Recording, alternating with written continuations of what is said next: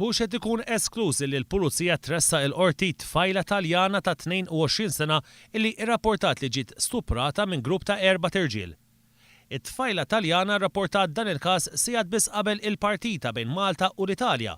Bil-każ ukoll jixxandar mill-ewwel fuq diversi sezzjonijiet tal-midja Taljana. It-tfajla qalet li kienet qiegħda ma' xi ħbieb tagħha il-Belt Valletta u x'kien kienet sejra d-dar inħatfet minn immigranti iddaħlet f'karozza tal-lawn gris u ġiet stuprata. Allegat li l-irġiel imbagħad saqu lejn ħalfar fejn wafqu l-karozza u wieħed wara l-ieħor komplew jistuprawha. Skont kif qalet it-tfajla, kif lestew minnha telquha u ħarbu minn fuq il-post. Kif sabet ruħa weħeda l-ħabta ta' l-4:09 ta' 2 filgħodu daħlet fil-fabrika tal-Playmobil illi hemm f'Ħalfar u talbet lajnuna.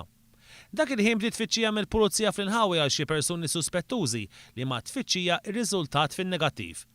It-tfajla Taljana ttieħdet l-isptar Mater Dei fejn qed ikun allegat illi kellha biss xi ġrieħi fonqa. Fl-eżamijiet forensiċi li saru mill-pulizija fuq it-tfajla ma nstab xejn li jindika li s-setet ġiet stuprata. Jirriżulta li l-istess pulizija mhumiex konvinti illi dan huwa każ ta' stupru wisq aktar stupru minn grupp ta' persuni.